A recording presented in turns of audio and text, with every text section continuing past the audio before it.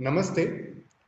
Welcome to this conversation, Atharva conversation, that today we will be having on the topic of Bhakti, Narada. The moment we say Bhakti, there are different definitions of Bhakti, and one from the Vishnu Purana goes like this: Aradhya Vishayaka Ragatyam Eva Bhakti.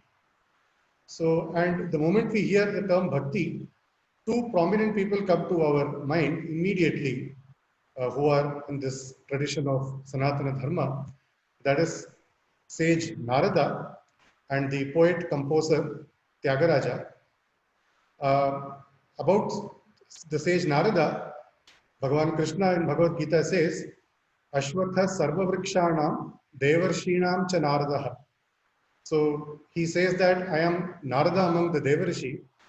And the poet saint in those same lines, in his Varanarada Narayana Kriti in the Raga Vijayashri, he says, Sada Nenu Atudanuchu Hariyu. So he is just reflecting the same sense that was there in the Gita, where Bhagavan Krishna says that he is, himself is Narada.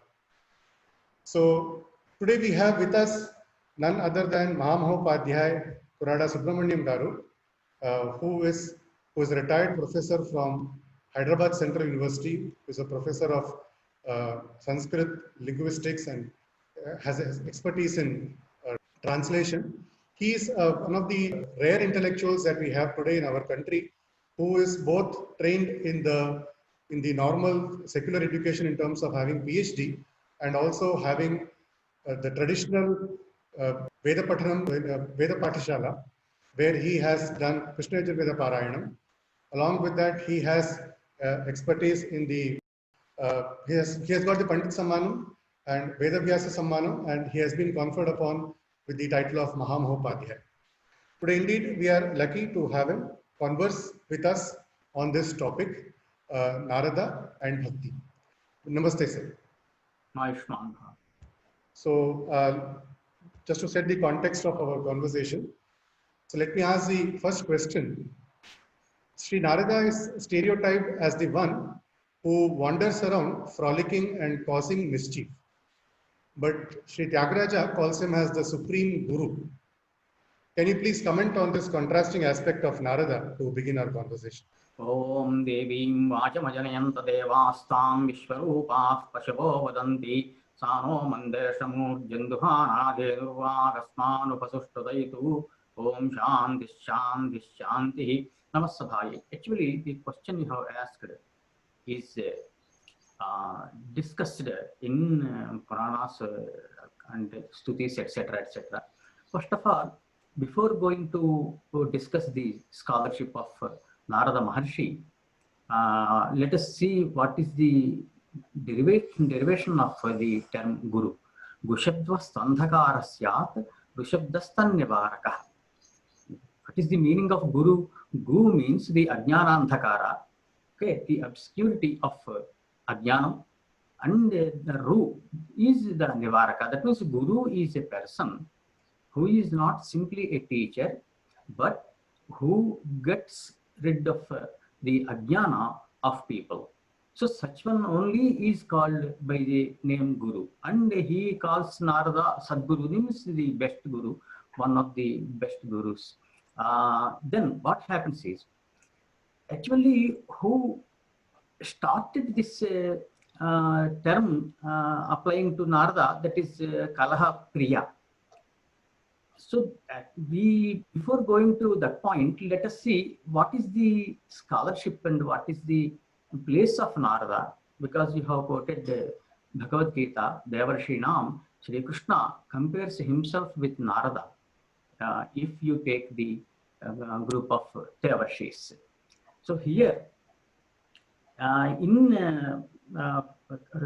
this Bhagavad Gita, Bhagavatam itself, it is clearly stated that the Maharshi Narada was a great scholar of not only Veda, Vedanga and Purana, etc., but also a scholar in different systems of Indian philosophy.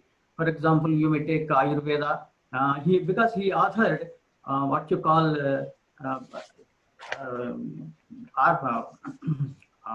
Pancharatragamam.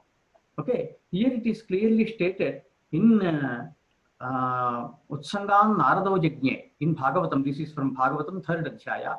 Utsangan Narado Yajñe. Narada was born from Brahma himself. So he is also called Brahma Manasaputra. Okay, then who first time said that he is Kalahapriya, who actually likes to create a kind of hostility between two people? Actually, the hostility is only for good.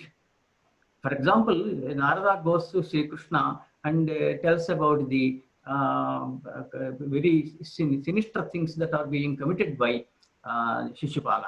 Similarly, by about other Rakshasas also, so that those people will be killed by Sri Krishna, and then people will get a peace of mind. So unnecessarily, he doesn't create any kind of kalaha between any two people. If it is so, that is misunderstood actually. So it is clearly stated in Mahabharatam, Shalya Parva, it is said, Nritya Gitecha Kushalaha Deva Brahmana Pujitaha Prakarta Kalahanancha Nityam Kalahapriya. He not only creates a rift between two people, but also he loves it, doing this thing. So he is a scholar in Nritya, that is Natya Shastram, Gayata, that is Gandharva Veda, and he is actually worshipped by Devas, that is Devatas and the Brahmanas. And in Bharata itself, in Shanti Parva, it is clearly stated, Etan Manonupolam me Bhavan Akshati Bhashitum, Bhavan Arhati Bhashitum, Sarvajya Sarvadarishija, Sarvatracha Kutuhali. This what he means is Sarvajna. Who is Sarvajna? Sarvajna is Ishvara himself, who knows the Brahman, and Sarvadarshicha, who has seen everything. That means he had Brahma Sakshatkara. Similarly, he has got. That does not mean that he is simply sitting in a corner, not knowing anything what is happening across the universe.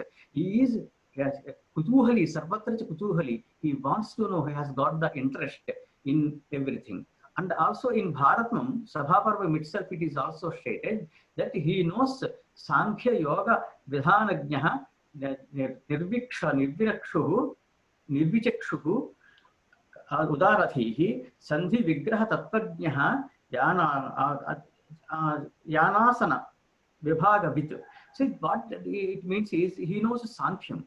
Sankhyam is a darshanam, one of the Astika darshanas. We have Purvamimamsa, Uttaramimamsa, Nyaya, Vaisheshika, Yoga, and Sankhya, 6 darshanas. Among them, he knows Sankhya darshanam. Sankhya means Jnanam. The darshanam, the system of Indian philosophy which deals with Jnanam, is called Sankhya darshanam. Otherwise, Sankhya 24 Tattvani are there for Sankhyas. It is important, Sankhya is important for them, therefore it is called Sankhya. Similarly, Yoga darshanam. Yamaniyamasana, Pranayama, Pratyahara, Dharana, Dhyana, Samadhi. These 8 angas are there in Yoga Darshanam, and Narada knows both the Sankhya Darshanam as well as Yoga Darshanam. And he also knows Artha Shastram, that is actually polity, which deals with administration, etc. That is also one of the Upavedas. Therefore, he is said to be knowing Sandhi, Vigraha, Tattvajnaha, etc. And in Narada Samhita, it is clearly stated that he is a Jyotishika. He knows the Jyotish Shastram also. In Matsya Puranam, Narada is depicted as a scholar in Shilpa Shastra Parvartakaha. Similarly, in Bhagavatam, 7th Adhyaya, he is said to be knowing Sangeeta, Vena Vatakaha. It is clearly given. Amantya Venan Ranayan Yayo Yadruchiko Munihi. This is there in 7th skandha of Bhagavatam. So in Bharatam Sabhaparvam itself, it is said that he is Sarvashastra Parangataha, who Vedopanishad Vekta, Surasura Ganachitaha, Itihasa Puranajnaha, Kriyakalpa Visheshavit. So he knows all these kinds of, Vedas, Shastras, Upanishads, Vedangas, Darshanas, etc. And also in Brahma Vaivarta Purana, it is clearly stated that he gives Jnanam. See, Naram Jnanancha Dadati. See, he gives jnanam also to people. And when you said Kalahapriya, it means Naran Dhyati Khandayati Naradaha. He creates a kind of rift between people simply for the sake of peace. I mean, Shanti, there should be Shanti in the universe. For that also, he behaves like that. Therefore, the personality of Narada is so great, and there is no doubt he is Kalahapriya. But that is only for good and not unnecessarily creating a rift between two people and enjoying that type of the person. Similarly, if you take Bharatam, we have touched Bharatam Puranas. Now just to take a look at Ramayana, beginning itself it says, Tapasvadhyaya Nagatam Tapasvi Vagviram Varam Naradam Paripapracha Valmikir Nipungavam. He is always performing tapas.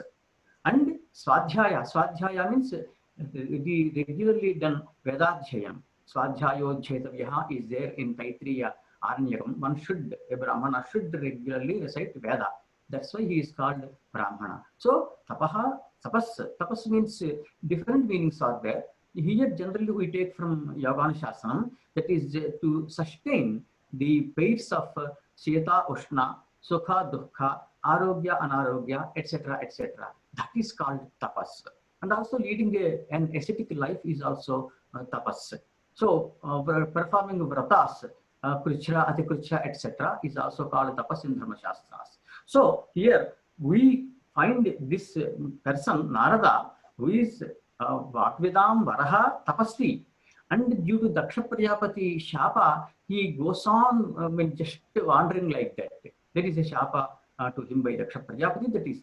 So Narada is considered as Guru by Tyagaraja. You are referring to that because he is the real Guru. He is a person who is also an Upadeshika. He answered the 16 questions raised by Valmiki at the beginning of Ramayana. So you can call him an Upadeshika also. Therefore, the Narada is not to be, downplayed, or his capacity or his scholarship cannot be questioned. Dhanyavad, Mahoday. As you rightly said, he is indeed a Kalahapriya, but that Kalaha is not as a sadistic, not for any sadistic pleasure, but it is like stirring the soul for the aspiration of getting the peace. And at the same time, he is the Guru of our Kakarla Tyagabrahma, because in one of the Kritis also, Tyagaraja says, he is describing Narada as a Veda Janita Vara Veena Vadana Tattvajna. This is the exact definition given in Sangeeta Ratnakara for a Vaggayakara, and that definition, exactly he is using it for Narada. So, taking the conversation forward, as you have also touched upon the fact that Sri Tyagaraja considers Narada as his Guru, tradition also has the fact that Sri Tyagaraja is considered to be an avatara or the Amsha of Sri Narada. Can you please elaborate on this aspect of our saint poet? Yes. Before going to discuss this aspect, one issue we must see, Tyagaraja authored Pancharatnas in the name of Narada. Narada Pancharatnas they are called. So Tyagaraja considered Narada as a Guru. So now the question of Tyagaraja being an incarnation, an avatara of Narada Maharshi. What is this? Let us briefly discuss. See, actually there were three people, Tyagaraja, Shyama Shastri and Muthuswami Dikshitar in 18th century, who became famous as Vaggayakaras and Ratnatraya. They were there, all the three were born and brought up in Tiruvaruru, a village very nearby Tanjavur in Tamil Nadu district presently. So he was born in 1767, Tyagaraja, to Setamma and Ramabrahmam. Actually, this couple, Setamma and Ramabrahmam, had two sons. Tyagaraja was the third one. So the elder brothers of Tyagaraja, both of them were slightly indisciplined. They were creating trouble for their parents. So Setamma and Ramabrahmam were very worried as to what to do, etc., etc. Then one night, the deity of Tiruvarur temple, that was Tyagaraja, he came to in the dream of this couple, that is Sitama and Ramabrahmam, and said, actually with the Amsha of Valmiki, Narada and Saraswati, this couple would have a son who will be who will become a famous Vaggayakara. So you give him my name, that is Tyagaraja, and certainly he will be doing a lot of service to parents and also to the Loka that is at large. He will become Tyagaraja Brahma. That is how Tyagaraja, the deity, named to this couple. So therefore, since the deity Tyagaraja already said that the boy that is going to be born, that is Tyagaraja Brahma, would have the Amsha of Valmiki, Narada and Saraswati, he is considered as the another an incarnation of Narada Maharshi himself. What does it mean by being being the incarnation of Narada? So whatever educational qualifications, and also you said Tattvajnaha. What does it mean? Tattva means Tasya Bhavas Tattvam. Tattva means Brahman itself is called by the name Tattvam. Tattvam Janati the Tattvajnaha. So the one who knows, that means Brahma Sakshatkara. That means by which one would attain moksha. Such kind of spiritual education and command upon so many branches of Indian literature or dharma, that is Vedas, Vedantas, Darshanas, Upavedas, and especially Sangeeta, okay, etc., he would have. And at the same time, what happens, this is just an indication. See, generally, the people, common people, cannot understand what is there in Vedas, Upanishads, etc., unless and until they have very good training in Gurukula and so on and so forth. But the person who is going to be born is already stated to be having the phenomena or the characteristics of Valmiki, Narada and Saraswati. He is going to be a guru. Guru means not an ordinary guru, but who is going to offer the jnanam, Brahma jnanam, through his kritis, okay, to common people. That means common people can simply sing those kritis and get whatever purport is there in Upanishads, Vedas, Vedangas, etc. So that's why he is called Brahma. So Tyagaraja is a Brahma, and he is no doubt an avatara or incarnation of Narada Brahma. I think it is clear. Dhanyavad Mahoday.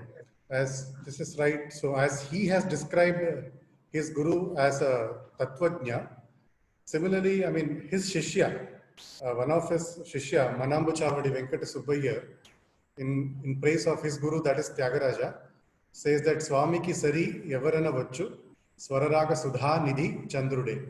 So as you also rightly said, he is also Tattvajna himself. So continuing forward, like both these saints are indeed the epitomes of bhakti. Now, whereas Sri Narada says, Yat prapya na kimchit avanchati, na shochati, na dveshti, na ramate, notsahi bhavati, stabdho bhavati, atmaramo bhavati, in his Narada Bhakti Sutra.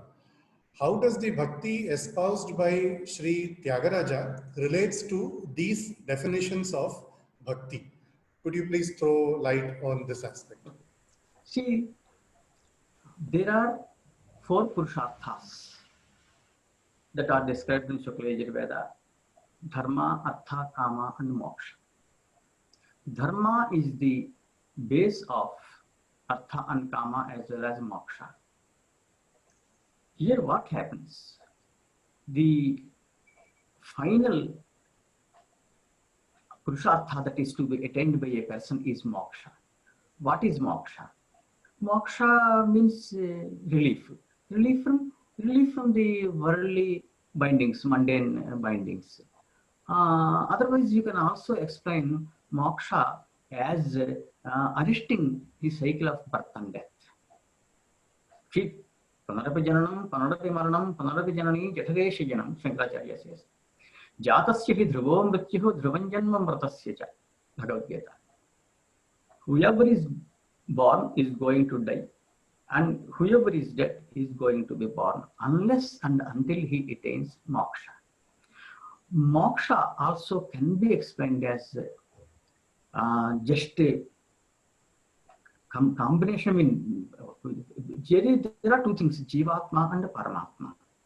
Okay, if one can merge Jivatma with Paramatma, then also it is called moksha. Or getting aikyam, the oneness, the same thing, merging. That means there will not be any separate Jivatma from Paramatma once one is moksha. That is how it goes. That means no Punarjanma. His Sanchita karma is burnt down by the jnana that is attained by this person in question through education and through the training in Gurukulas. This is what happens. But how to attain moksha is the question. Generally, three ways are there: bhakti, karma, and jnana. Through bhakti, one can attain moksha. Through karma, also one can attain moksha, and through jnana also it is possible. In Narada Bhakti Sutras, Narada took up yoga also separately. He said among the four, bhakti is the best way to attain moksha, because others are difficult. I shall explain why and what. But one thing people should understand, see, jnana devato kaivalyam is the general guideline. That means kaivalyam or moksha can be attained only through jnana. Then what about bhakti and karma?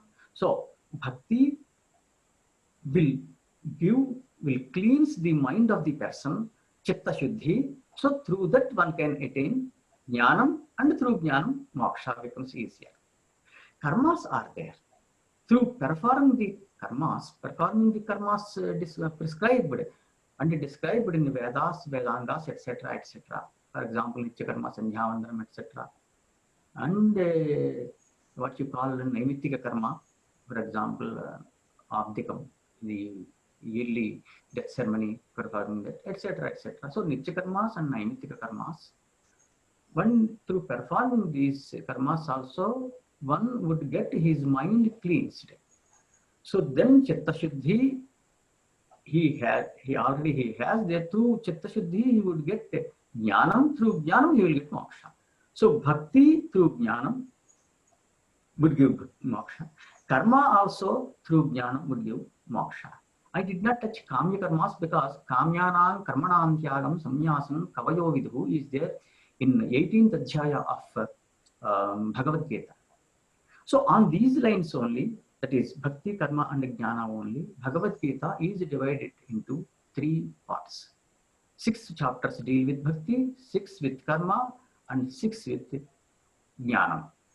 So this is the actual situation. Then, who are the people eligible to go for these things? So there comes Tyagaraja, Narada as well as Tyagaraja, and also you may take from where Nagaraja got these things, that is the Shandilya Bhakti Sotram. Shandilya was a Maharshi, he also authored a Bhakti Sotras he authored. From there, Narada has taken a number of these things. There is not much difference between both of them. So now, what happens? Who is eligible? If one wants to attain Jnana, he has to study Vedas, Vedangas, Upanishads, and the Darshanas, Purvamimamsa, Uttaramimamsa, etc., and decide the meaning, Tatparyam, purport. That is very, very difficult. So Jnanam is for those, who are scholarly and who studied all these things in Gurukulas and so on. And Karma, early morning one has to, Brahme Muhurte Buddhyeta, says Manusmriti. Early in the morning, in Brahma Muhurta, one has to get up and then start doing Vedanta Chacha, and then goes to Snana, Sandhya, etc., etc., all these things. For everybody, this is not possible. It is slightly difficult. Karma is also slightly difficult. So some people only can do these karmas and they will go that way. The only remaining thing is bhakti. Bhakti Bhaja Sevayam, Yang Tin is the prachaya. I am going to give the definitions of bhakti and explain. So, bhakti is the easiest way for common people, for anybody for that matter, and for common people especially, bhakti is the best way. So, bhakti reva kariyasi. Bhakti is the best way, and Tyagaraja, he preaches, Upadesha he will do. And about bhakti you have raised, in not only outside in Upanishads, etc., by other people, but even by Shankaracharya in Viveka Chodamani, there he says, Moksha sadhana samagriyam bhaktireva gariyasi swaswaroopanusandhanam bhaktirichyabhidhiyate. What is bhakti? Why bhakti? So moksha sadhana samagriyam, there is some samagri, some equipment to attain moksha. Among and in that samagri, bhaktireva gariyasi, bhakti is the best one. That is said by Shankaracharya in Viveka Chodamani. And what is bhakti? Swaswaroopanusandhanam bhakti riti abhidhiyate. But aham brahmasmi, there are mahavakyas like aham brahmasmi, tattvamasi, etc., etc. So simply joining, bridging the Atma with Paramatma towards, at the end of the day, that will happen. So that itself finally just combining both the things, Jivatma and Paramatma, or merging both the things, is called bhakti. That is one kind of thing. And then Shandilya Bhakti Sotram also says, Athato Bhakti Jignasa. This is in line with first sutras of Pauravamemansa, etc. In Pauravamemansa, it is said, Athato Dharma Jignasa. In Uttaramimamsa Vedanta, first sutram is Athato Brahma Jignasa. Like so, Atha is a Mangalika Shabda. Ataha, from this work, one should have the Jignasa, Jnatum Ichha, the desire to know as to what is bhakti. Like that he started. Then Sa Para Anuraktihi Ishvare. This is said by Shandilya. We will go to Narada. Okay, Shandilya says Sa, that bhakti is nothing but Para Utkrishta Anuraktihi Anuragaha Prema. Okay, love in Ishvara. Ishvara means he is Brahman only, not Shiva. Then following him, Tyagaraja also said, Bhaktireva Athato Bhaktim Yakshya Syamaha. First sutram of Narada Maharshi. Okay, Satvasmin Parama Prema Rupa. Satu Bhakti Asmin, in this Brahman, in Ishvara, Parama Prema Rupa. Shandilya said Anurakti, Narada said Parama Prema. Both are the same. That means Narada was closely following in the footsteps of Shandilya Maharshi. Then you quoted, and in Bhagavad Gita, if you want, there also we can, Machitta Madgata Pranaha Bodhayantah Parasparam Kathayantascha Nityam Dushyanti Charamanti Cha. This is from Bhagavad Gita. So there also it is Machittaha. Always they concentrate in me only. Here Sri Krishna is to be taken as a Parabrahman. Okay? Bodhayantah Parasparam.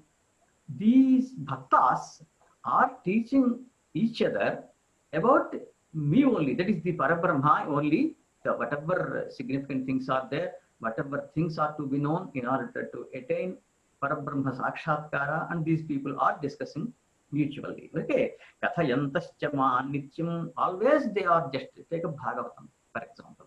In Bhagavata stories, always they are all about Sri Krishna only, Parabrahma only. And they are regularly just discussing these aspects as things that are there in Bhagavatam, etc. Tushyanti Charamanti Cha. By doing so, they are just Tushyanti, they are getting Tosha, Paritosha, or whatever you call, and Ramanti Cha, they are enjoying that. So, you were asking, you were quoting actually a beautiful quotation, that is, Yatprapya Nakinchid Vanchati, Na Shochati, Na Dveshti, Na Ramate, Notsahi Bhavati, Stabdho Bhavati, Atma Ramo Bhavati. This is what you have quoted. See, this last one actually, Atma Ramo Bhavati, Atma Ramascha Munayaha. This is there in Bhagavatam 7th Skandha. I shall explain what is Atma Rama. Before that, Yat Prapya, having attained what or which thing, Nakinchid Vanchati, a person doesn't have any kind of desire. He doesn't want anything in the world. He got something and he is satisfied. That is the end of the matter. No more. Second thing, na shochati. People generally get worried due to so many reasons. But here, this person who has attained the Brahma Sakshatkara doesn't have a worry at all. That is the meaning. Na dveshti. People, if we find, have what you call a kind of hatred against each other due to some reason or the other in the day-to-day transactions. But here, he doesn't have dvesha against anybody. Indirectly, what he is saying, kama, krodha, lobha, moha, mada, matsarya, shad, arishad varga is there. They ari means enemy.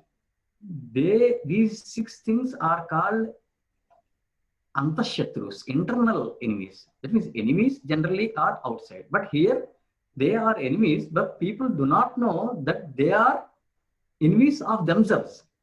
They are called antashatrus. Okay, so these 6 antashatrus or internal enemies will not be there. Next is nadveshti na ramate. Generally, ramut kredayam is the root, verbal root. Ram means to enjoy. That means we have discussed tapas in the earlier question answer. Tapas means neither dukkha nor sukha. Sukha and dukkha. Either can be there, will be there. Sheta and ushna, or arogya, anarogya. Okay, labha, nashta. These pairs will be there, coming just like the spokes of a wheel, one after the other. And there is one beautiful term in Bhagavad Gita and other Vedanta Granthas called Sthita Prajna. Sthita means standard, Prajna means buddhi. The buddhi is standard, stable. That means it cannot be moved by anything on earth. Whether it is too cold, he is not moved. Whether it is too hot, no. There is labha, he is not moved. There is nashta, similarly. He is not moved. That kind of state he would reach, and in that state, having attained the Brahma Sakshatkara, one doesn't have either dukkha, na ramate, na utsahi bhavati, utsaha. The people are very active. Utsaha means generally activeness. So he doesn't have any utsaha. Why utsaha? What for utsaha? If you want to do anything, if you want to get yourself involved in any activity, then utsaha is required. Since he attained one thing, after which he need not go for any activity, he doesn't require utsaha. That is the very purport. So, yat prapyana nivartante, Upanishad also says, out of question, they won't come out. When your Jivatma is merged with Paramatma, or when you got moksha, whatever terminology, nomenclature you employ, no problem. But after that, people do not have utsaha. So, notsahi bhavati, stabdho bhavati. Stabdha is not just moving, like jada. So, generally, if someone praises this person, he feels happy. If someone condemns this person, then he would feel worried. But he is stabdha. That means no movement at all. You may offer anything to him, or you may take out anything from him, but he is not moving. Stabdha bhavati, atmaramo bhavati. This term is specially used in Bhagavata Saptama Skandha. Atmani, Paramatmani, Parabrahmani, Ramate. He is enjoying, Ramuk Kredayam. He is enjoying like anything, thinking, or having Parabrahman only in dhyana. We have dhyana, jai chintayam. So, always he thinks about Brahman only, and nothing appears for him. Because the rest of the world is mithya, that is myth. All the things, everything, either directly or indirectly, has emanated from Brahman only. That this is universal. You can tell anybody, you take anything, you can take a computer or a cloth or anything they like. It has come either directly or indirectly from Brahman only. So since people do think, oh, this is real, this is really a wall, that is really a cow, etc., etc., it is due to Maya. Brahman has got Maya Shakti, due to which people cannot understand or cannot realize the real form, actual Swarupam of Brahman. So it is called Mithya. Mithya means myth, not the real Brahman, but Brahman enveloped or just having, encircled by a Shakti called Maya. So if one can come out of this Maya, if one can see Brahman in everything, okay, Sarvam Khalvidam Brahma, this is from one Mahavakya. So a person who attained moksha or attained, Jivan Mukti or moksha, Brahma Sakshatkara, can and would see Brahman only in everything. He doesn't feel any kind of difference between Brahman and the thing that is in question. Is it clear? So he says, Atmaramo Bhavati. Finally, he said Atmarama. In the beginning, he did not say. In the beginning, he said he doesn't have any vancha. He doesn't have something like shuk, that is dukkham, or dvesha, or santosha, etc. At the end, towards the end, he said, that means having gone through all the steps, finally he arrived, okay, at a point wherein he enjoys only thinking Brahman. So Atmani Ramate iti Atmaramaha.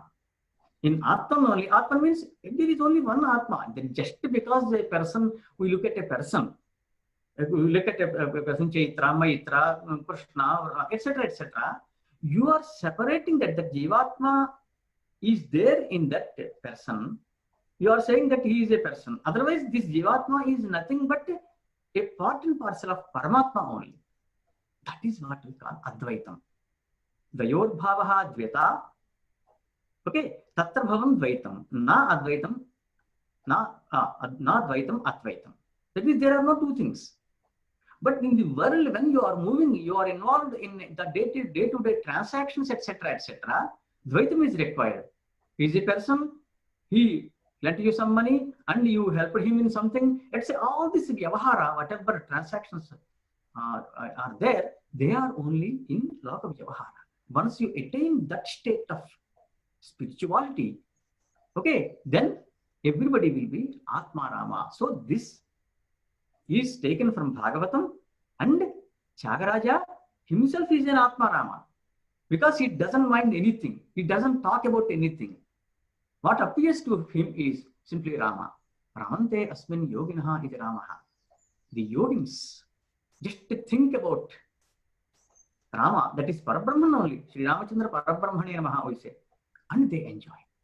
Therefore, whatever quotation you have given with regard to Tyagaraja is perfectly in place, and these different stages of not navanchati, nashochati, nadveshti, etc., can be achieved through bhakti, karma, and jnanam also. But the very stress is here on bhakti, because just like Narada, Tyagaraja was also striving his best to see that the common people who cannot reach out to Vedas, Vedantas, etc., they also should get moksha. Atmavat Sarvabhuteshu, says Matsya Puranam. So he himself, although a great scholar, he is not supposed to discuss things with common people. Common people will be very difficult to understand also what he is talking about. All these things, Yoga Shastram, Sankhya Shastram, Vedanta. But he came down to the level of a common person and said, Mayam, Seta, etc., etc. What Tyagaraja did is, he put the gist of different Vedic sentences, Rigveda, Yajurveda, whatever are there in what you call Sankarshana Kanda is there, one of the Mimamsa Sutras. All the gist he put in his lyrics, that is Kritis.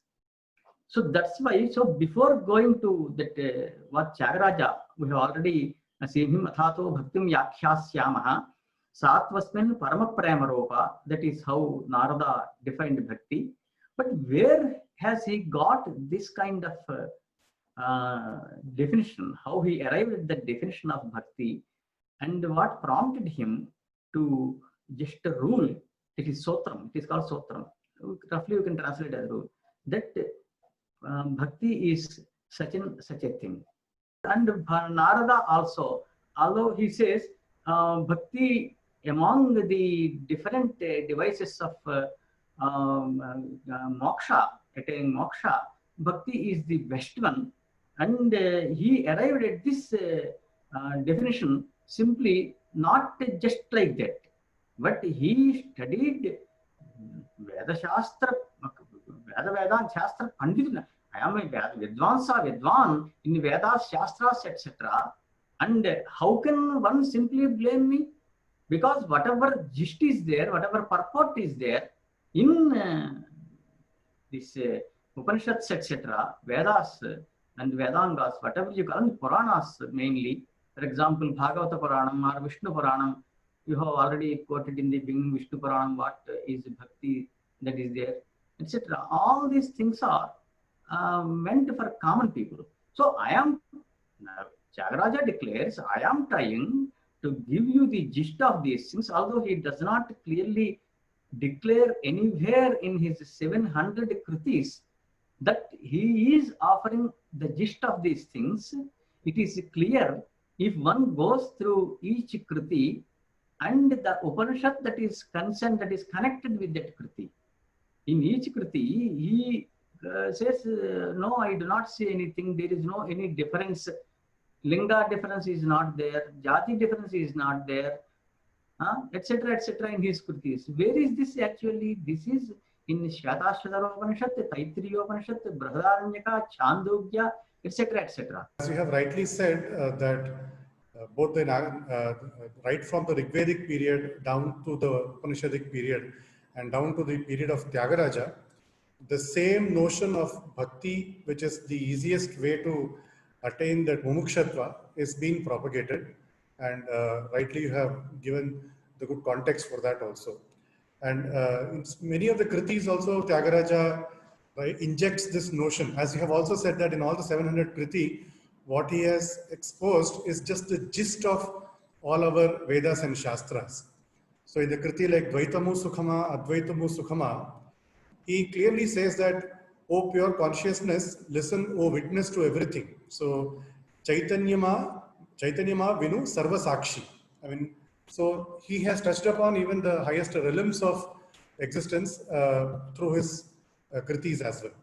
So taking the conversation forward, I next would like to ask you that a notion is held among most of the scholars, and particularly the Western scholars, that in the Purva Mimamsa, there existed bhakti, but it is only towards the yajna karma and more for kamya purti. Like as they normally say, Swarga kamo jyotishto mena yajeta. So can you please comment on that? As although you have touched briefly on this, but is it right? Is this notion correct? Like is this a Nirishvara Vada kind of stuff? How does bhakti find its position there? Okay. So what happens is, most of these people did not study Purva Mimamsa in a Gurukula. What is Mimamsa? Okay, a respected discussion, it is called Mimamsa. Mimamsa means Pujita Vicharaha. This is said by Vachaspati Mishra. Actually, Mimamsa is there in 20 Adhyayas, chapters. 12 Adhyayas are Purva Mimamsa. It is also called Dvadasha Lakshmani. 4 Adhyayas for Vedanta, and another 4 Adhyayas Sankarshana Kanda. So Purva Mimamsa deals with the karma, yajna, yaga, how to decide the meaning of the Vedic sentences. That deal with the yaga. Here Purva means Purva Bhaga of Veda. If you split Veda, divide Veda into two parts, the first part is related to the performance of yagas, karmas. Second part, that is called Upanishads. First part is called generally Mantra Brahmana Bhaga. Second part is called Upanishad, also called Vedanta, because Anta Veda, Vedasya Antaha, Vedantaha, at the end of Vedas they are. Those Upanishads deal with Jnanam. So the Mimamsa, which deals with the earlier parts of Veda, called Mantra Brahmana Bhaga, is Purva Mimamsa. The Mimamsa of 4 Adhyayas, which deals with the Jnanakanda or latter part of the Veda, called Upanishads, is called Uttara Mimamsa or Vedanta. And there are 4 more Adhyayas. They fall under Sankarshana Kanda. Sankarshana Kanda, many people do not know actually, it deals with Bhakti. That means you have this clearly stated. One is Sankarshana Kanda, 4 Adhyayas of Mimamsa, Bhakti. 12 Adhyayas for Karma, that is popular as Purva Mimamsa. And 4 Adhyayas popular as Uttara Mimamsa or Vedanta deals with Jnana. So, people maybe did not understand well because they are not trained in Gurukulam. Purva Mimamsa, there are such sentences which you quoted. Jyotishtomena Sargakamo Yajeta, Darshamotnamasabhyam Sargakamo Yajeta, etc. etc. All these are about different yagas only, no doubt about it. But one should not say people have got bhakti in yaga. No.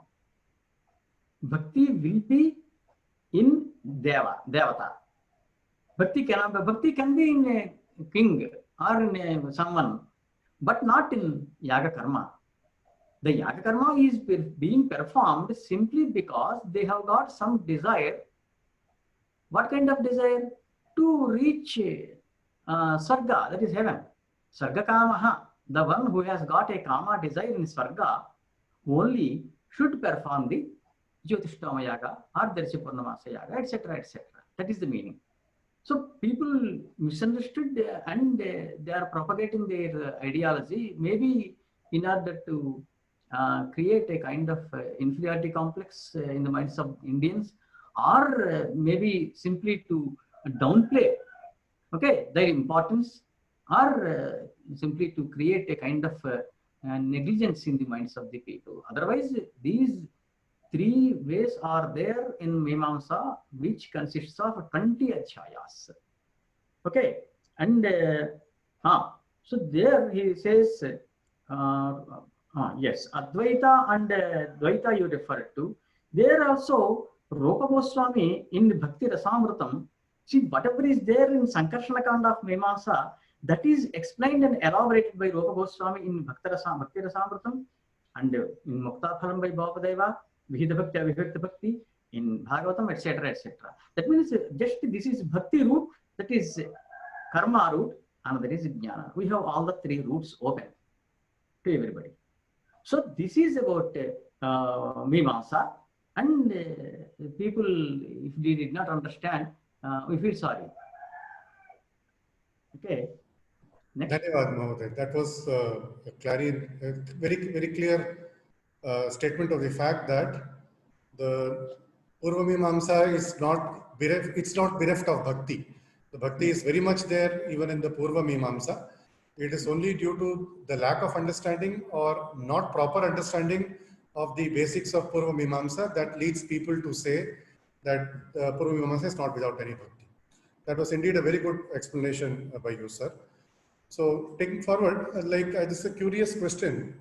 Now, when we look at it from, say, our Shaddarshana point of view, how do we place, say, Narada's, say, Tyagaraja's bhakti?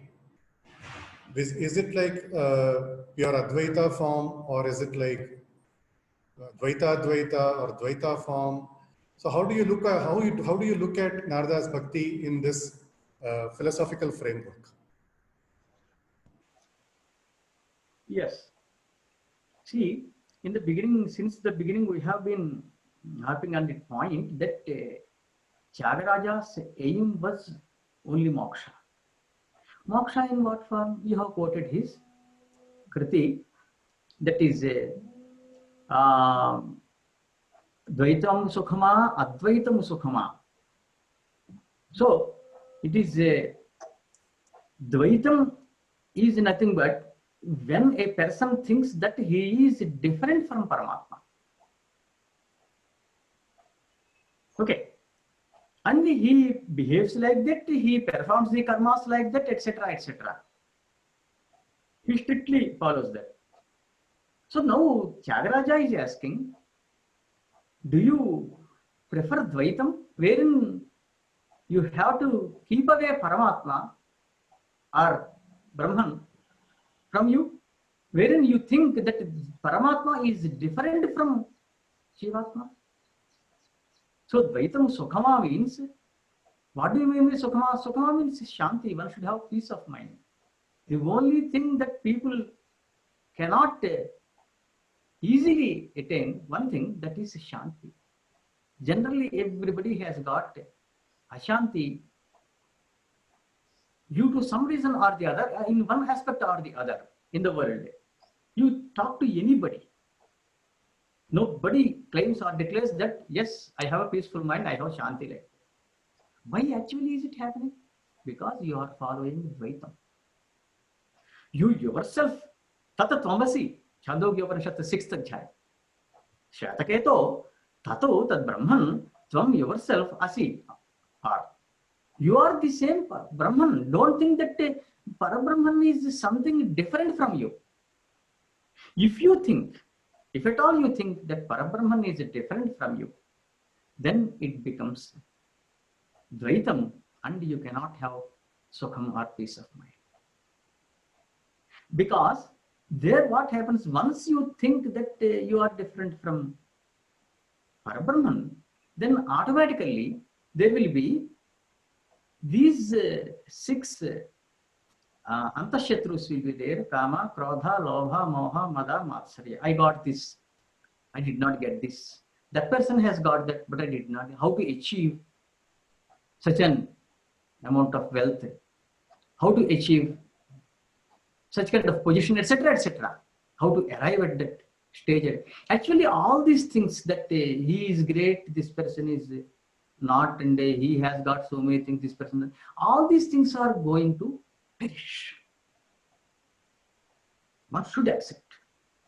We have already said that anything on earth in the universe has come either directly or indirectly from Brahman only. And finally, Brahman has got the Shakti called Maya. Why Brahman wants the Shakti called Maya? Because Brahman has to see the beings face their karma phala. After all, it is just karma phala only. When you take up the horoscope, Jataka Chakram, and look into the planetary lineup and offer predictions, what are you doing?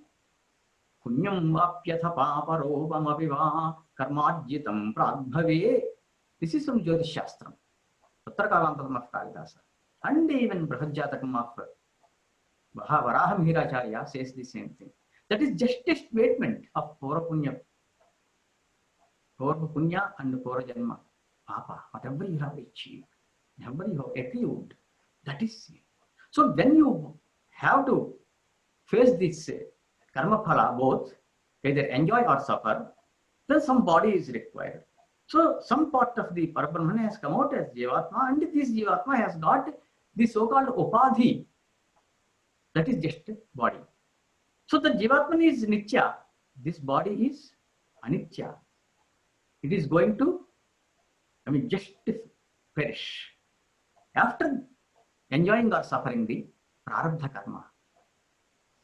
So here, if one thinks in line with the Advaitam, he doesn't actually feel, although he has got some health problems or other problems, he doesn't feel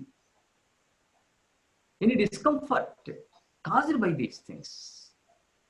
So Dvaitam Sukhama, there what happens, if one thinks on this Dvaita lines, he does not, he cannot properly place his mind in Paramatma. And his actual, all thoughts will go behind the worldly things.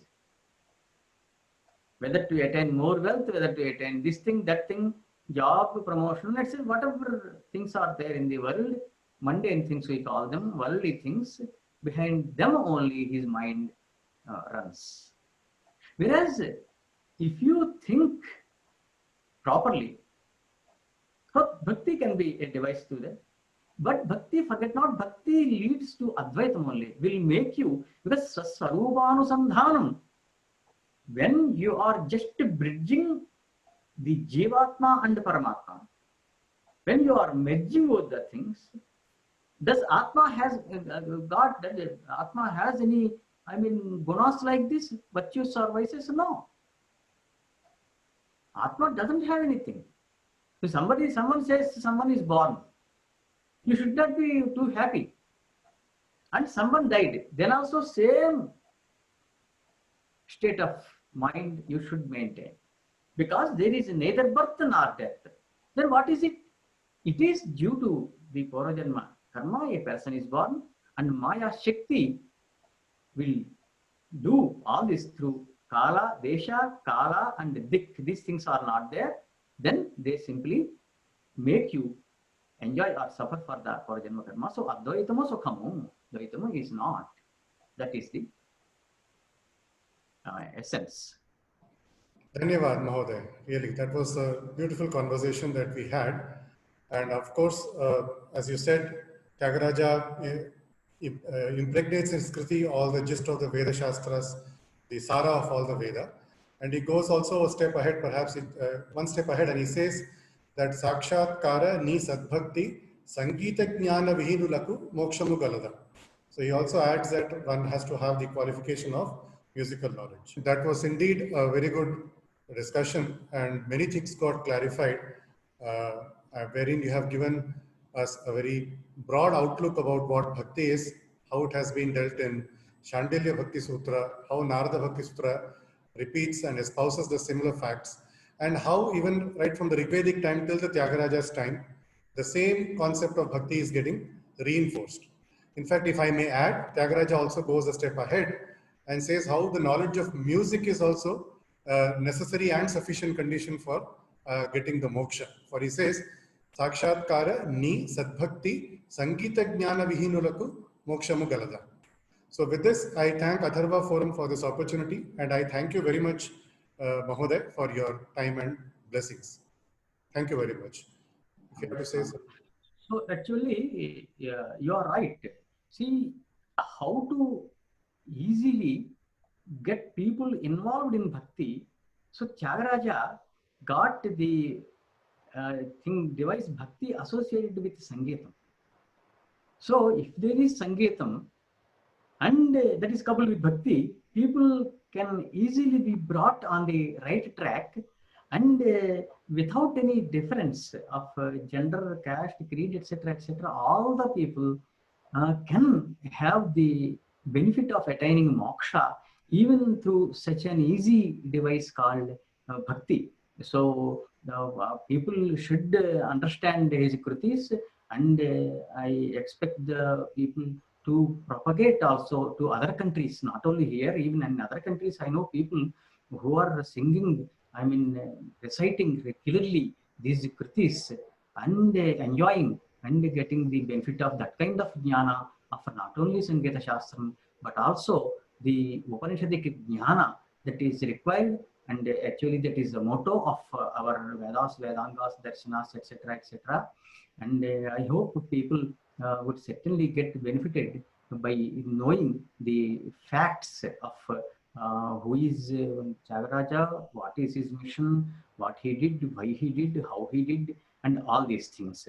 And therefore, I am thankful to Atharva Forum for just sitting here before you and just giving some clarifications and explaining whatever I know. Om Sahana Bhavatu Sahanau Bhanaptu Sahaviryam Karavavahai Tejasvinavadhitamastu Ma Vidvishavahai. Om Shanti Shanti Shanti. Dhanyavada.